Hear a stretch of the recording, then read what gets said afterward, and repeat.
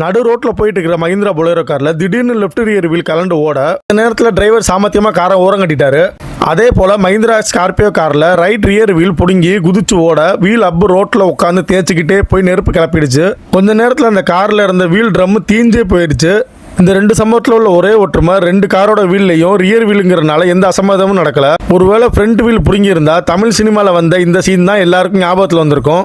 இந்த சம்பவத்துக்கு என்ன காரணமா இருக்கும் அப்படின்னு நாம யோசிச்சு பார்த்தோம்னா அதுக்கு நிறைய பேரோட பதில் வேற ஒன்றும் இல்லை, அக்கம் பக்கத்து வீட்டுக்காரன் நம்ம நல்லா இருக்க கூடாதுன்னு செஞ்ச சரியா கூட இருக்கலாம்னு நினைப்பாங்க.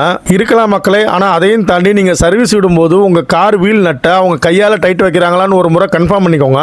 ஏன்னா ஹைவேல குறைஞ்சது 100க்கு மேல போகிறதால வீல் கலண்டு போச்சுன்னா கண்ட்ரோல் இல்லாம விபத்தாகி உயிரிழக்க வாய்ப்பு இருக்கு. அதனால மக்களை எப்பவும் தொலைதூர பயணத்துக்கு கிளம்புறதுக்கு முன்னாடி கார்ல இன்ஜின் ஆயில் நல்லா இருக்கா, கூலண்ட் ஆயில் இருக்கா, ரேடியேட்டர்ல தண்ணி இருக்கான்னு செக் பண்ற மாதிரி காரோட 4 வீலும் ஃபுல் டைட்டா இருக்கான்னு உங்க வீல் ஸ்பானர் போட்டு ஒரு முறை நீங்களே நல்லா செக் பண்ணிக்கோங்க.